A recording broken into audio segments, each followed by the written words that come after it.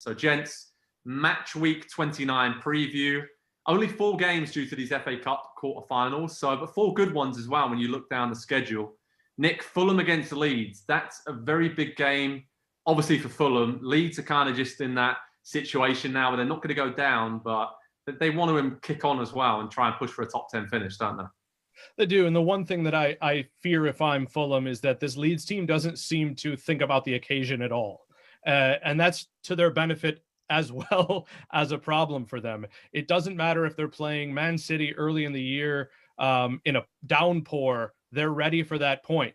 And it doesn't matter if they're playing against, I don't know. I have to think of the games where they've just given up goals to teams you wouldn't see that coming. They've played 5-2 games against Newcastle. So you just don't know what you're going to get from them. And I also think they've been down some people. So the question becomes, Fulham at home, they don't lose much anymore. And I have to think they win this game and come out of the bottom 3. And the question becomes, how do they deal with that? So for me, this is a big one for Fulham, but I'm more interested in how they react to this one almost as much as they do, because I expect them to win, and I think that says something about them. Andy, looking at Brighton against Newcastle, Nick's 2 favourite teams. Nick, you can chat about this in a minute, but Andy, I mean, this is massive as well. If we look at the table at the bottom there, this is as big of a 6-pointer probably as we're going to get, because Brighton and Newcastle hovering just above Fulham, who occupy the final relegation spot. This is massive. Do you see a favourite here? Is it Brighton, the way they're playing and the big win they got against Southampton last time out? There are no favorites when we're talking about these teams. I don't care if they're playing each other. They're all underdogs. I appreciate the fact that Newcastle are where they are, and in their remaining fixtures, the 10 games that they have left, they have both Brighton 1 spot ahead of them and Fulham 1 spot below them on the final day. Get used to this, Nick. The rest of this season is going to be not only Newcastle scraping for their lives, but doing it in games where they can do themselves really a double favor. They're 2 strategically timed victories away from walking away from the relegation zone like it's no big deal whatsoever. Like, that's how tight it is down there. Every team down there in that situation is. I'm a little on the other side about Fulham Leeds from Nick. I actually think Leeds take that one. Fulham, the momentum has kind of gone a little bit, they just this is good.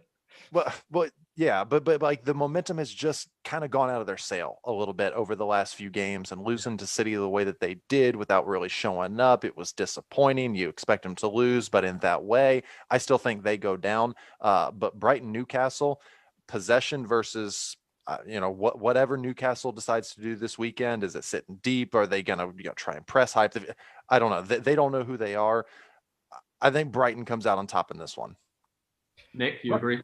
Yeah, Brighton waxed Newcastle earlier in the year. I mean, it was as big a bloodbath as you're going to see between 2 teams of that size. And after Newcastle had beaten West Ham, which I think when David Moyes looks back at the points he lost this year, he's going to be like, oh, that one, right. Yeah, we weren't ready. So for me to look at Brighton and Newcastle, the one thing I think Newcastle is well prepared to do in any game it has to is defend to the death and defend with their lives. And I think they'll pack it in. Right now, if I'm Steve Bruce, I'm thinking we always play Burnley well. We've got them left. Sheffield United is left. We've played them fairly well. Fulham at the last game of the season, I want to be clear of them by then. The rest of the games are really tough. And how do I do that? I follow the Rafa recipe that helped me last year. And I stay tight back. I get Jacob Murphy on one side. I get Matt Ritchie on the other if he's not, fighting me physically before the game. And I bomb forward, because here's the thing about this week and why they'll lose. Where are they going to score? Callum Wilson's still out. Almiron, I think, was a surprise return to training, if I saw that correctly, but he's still not going to be fit to start. Basically, you're hoping that Big John, Joe Shelby, fires a long ball to Andy Carroll or Dwight Gale. This is the week that John Joe's shot goes in from 35. Right, this is the week. It. What year is this, Nick? This could have been like 10 years ago. They are a championship undefeated team. That's what they have. If this team goes down, St. Max is going to leave.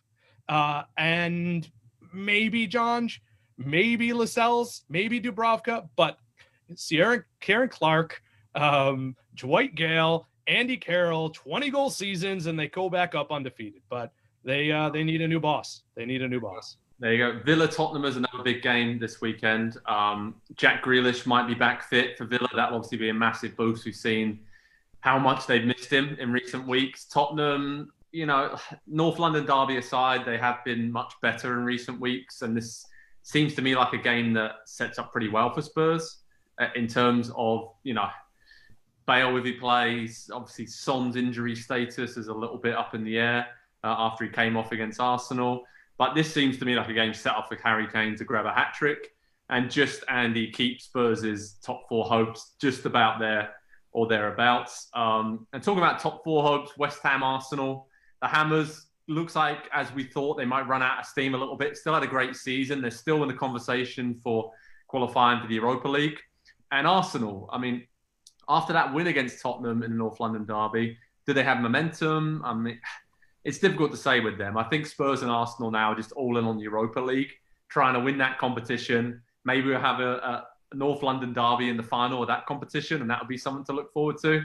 But yeah, that's another big London derby, right, Andy? West Ham, Arsenal. That's quite a good clash of styles, but I can easily see that being 0-0 at the same time.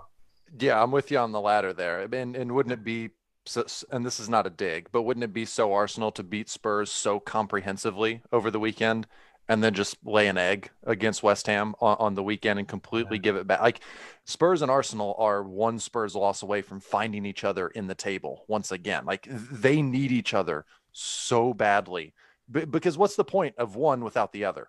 They do nothing on their own. They only exist to rival one another, to rile the other one up. And it's perfect that they're going to be battling for 9th to finish the season. I couldn't think of a better way for the season to end than Spurs and Arsenal final day, down to the final minutes of the final game, checking the scores elsewhere to see, are we in 9th or are we in 10th now? There you go. Heartwarming story from North London. I couldn't think of a better way to finish the episode this week, lads. So also for me to say is head over to Pro Soccer Talk for the latest team news, stream links, previews, everything else you need for the Premier League action this weekend. Nick and Andy, a pleasure to join you as always. From over here in England to you guys in the US, take care, enjoy the action, and I'll speak to you both very soon. Cheers, lads. Hi there, I'm Rebecca Lowe. Make sure you subscribe to watch highlights all season long and join us at the weekend at 7 a.m. Eastern on NBCSN for Premier League mornings, and sign up for Peacock Premium, where you'll have access to 175 exclusive live games all season long.